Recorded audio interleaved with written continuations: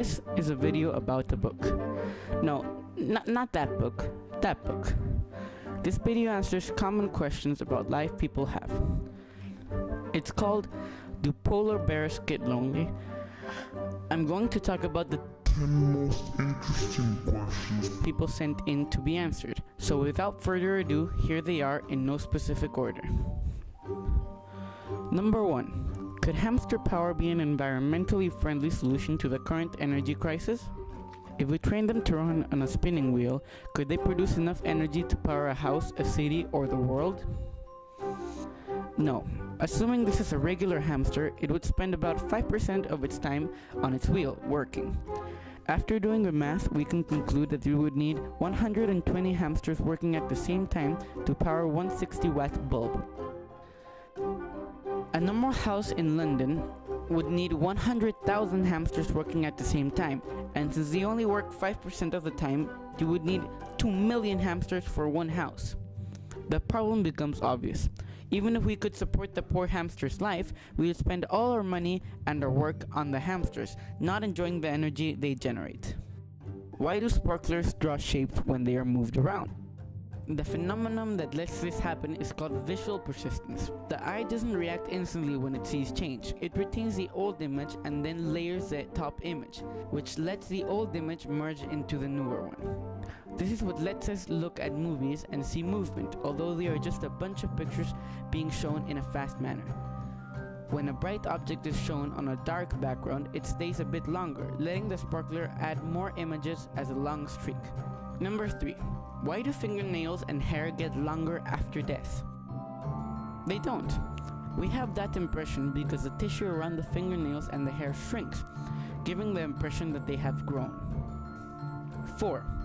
When I go into the ocean, why does it seem colder when it touches my stomach area than when it touches my arm or head or feet? This is explained by a simple principle. When we feel heat or cold, we are feeling the difference of the temperature between our bodies and the external object. People's stomachs are the hottest part of the body, so it is intuitive that we will feel the water as the coldest, therefore making the shock of lower temperature harsher. Is it harmful to crack my knuckles? Overall, there is no evidence that it is. There are many theories explaining why you feel and hear that crack. Some say that in every joint there is a small bubble that bursts when you crack your knuckles. Another says that the cartilage gets deformed and therefore pop when you crack your knuckles. One doctor went as far as to not crack the knuckles on one hand and to crack them only on the other hand for 50 years. He didn't get arthritis or any other complications on any hand. 6. Do birds sweat? No, only animals are capable of sweating. It just so happens that some mammals don't sweat either. In sweat-free animals, the kidney deals with the excretory functions of the sweat gland. The way they cool themselves down, though, is by panting. 7. Why don't flying insects fly in a straight line like most birds do? It seems inefficient and a waste of energy. Flying insects normally do fly in a straight line when they have a specific target in mind. That said, birds also don't fly in a straight line, at least in a bigger scale, for example when they are migrating. When the insect flies around, it recovers more visual spatial information, so it's easier for them to fly around than to go in a straight line. Also, it makes it harder for predators to catch the insects when they are moving around instead of going in a straight line. Do elephants sneeze? Yes, why wouldn't they? Elephants sneeze because just as other mammals, they need to evacuate the nasal passage of foreign material and mucus.